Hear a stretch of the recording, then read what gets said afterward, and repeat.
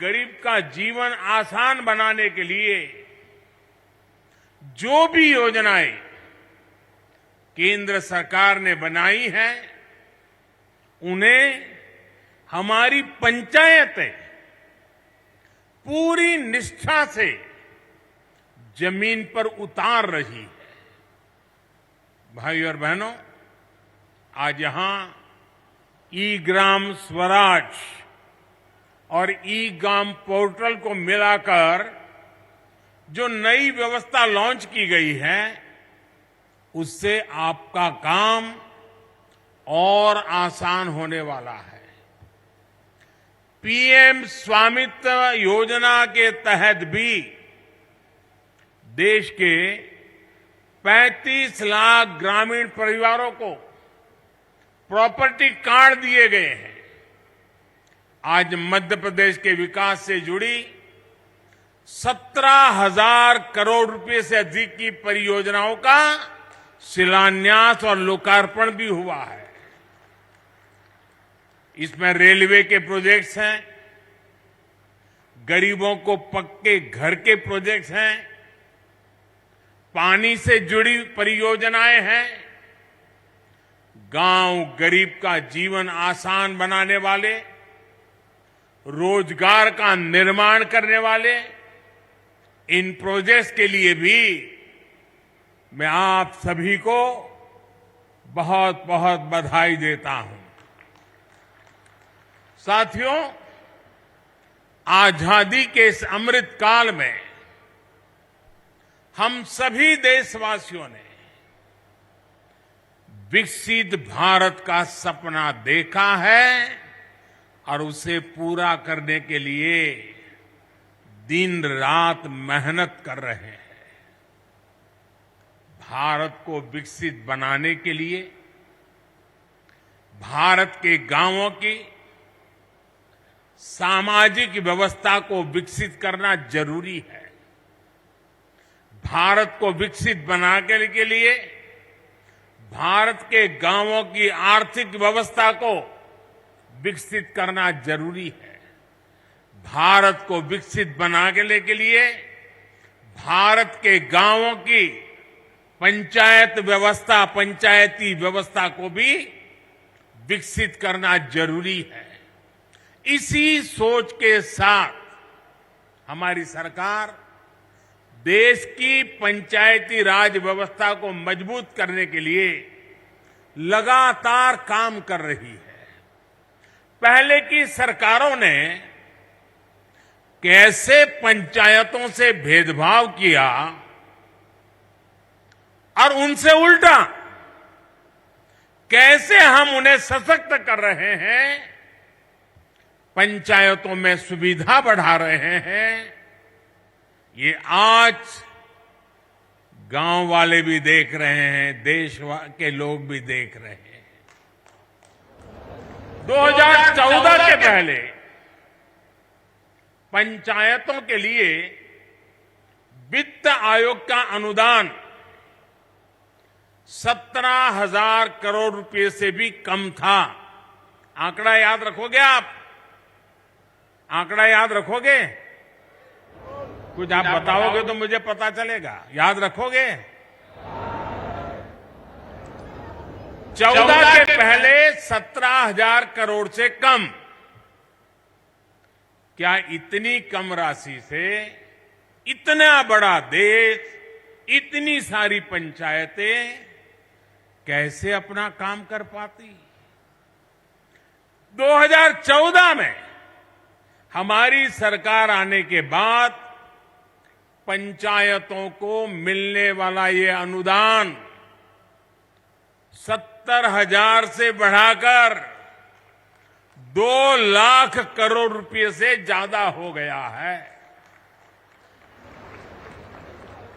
आप बताएंगे मैंने कितना बताया? पहले कितना था, अब कितना हुआ?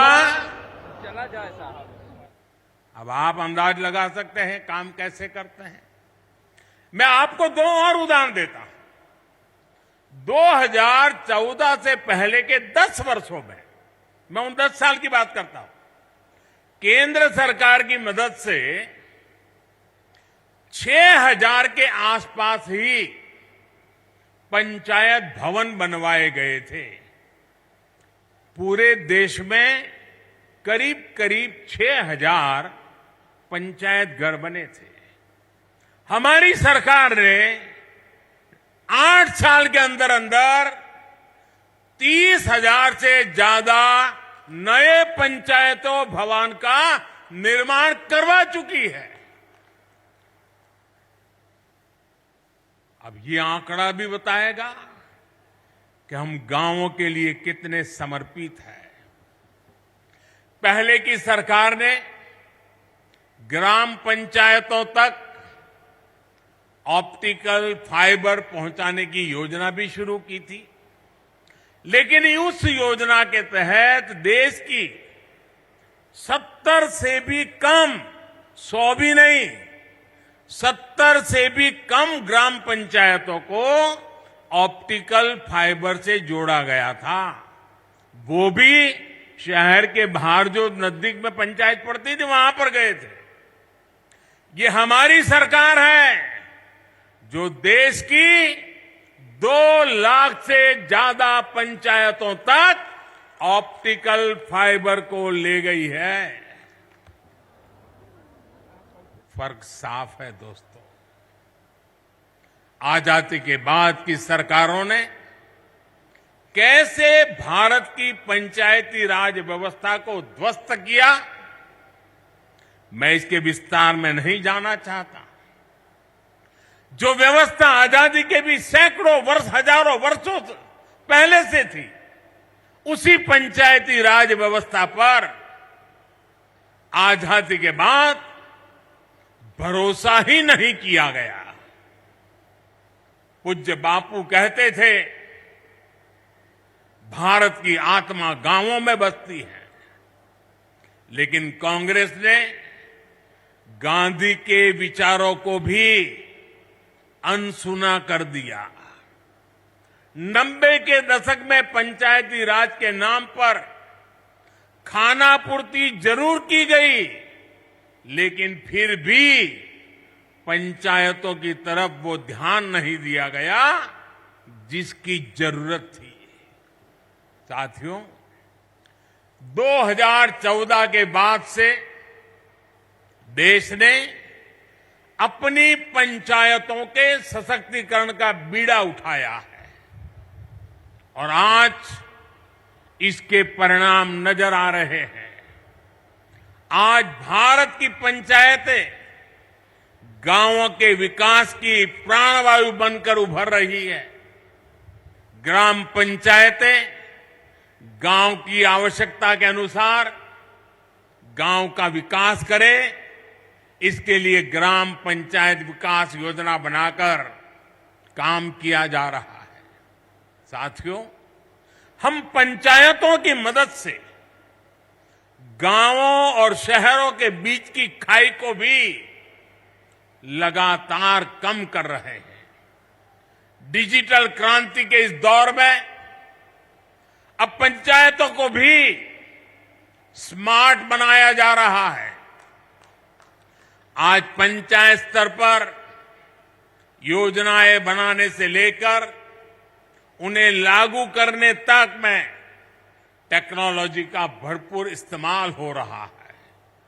जैसे आप लोग अमृत सरोवर पर इतना काम कर रहे हैं, इन अमृत सरोवरों के लिए जगह चुनने में, काम पूरा करने में हर स्तर पर टेक्नोलॉजी का खूब इस्तेमाल हुआ है। आज यहां ई Gram Swaraj jam integrated portal का शुभारंभ भी किया गया है। इससे पंचायतों के माध्यम से होने वाली खरीद की प्रक्रिया सरल और पारदर्शी बनेगी। इससे अब पंचायतों को कम कीमत में सामान मिलेगा और स्थानीय छोटे उद्योगों को भी अपना सामान बेचने का एक सशक्त माध्यम मिल जाएगा। दिव्यांगों के लिए ट्राइसिकल हो या बच्चों की पढ़ाई से जुड़ी चीजें, पंचायतों के सब सामान इस पोर्टल पर आसानी से मिलेगा। भाई और बहनों, आधुनिक टेक्नोलॉजी का एक और लाभ हम पीएम स्वामित्व योजना में भी देख रहे हैं। हमारे यहां गांव के घरों के प्रॉपर्टी के कागजों को लेकर बहुत उलझने रही है। इसके चलते भली भांति के वाद विवाद होते हैं, अवैध कब्जों की आशंका होती है। पीएम स्वामित्व योजना से अब ये सारी स्थितियां बदल रही है।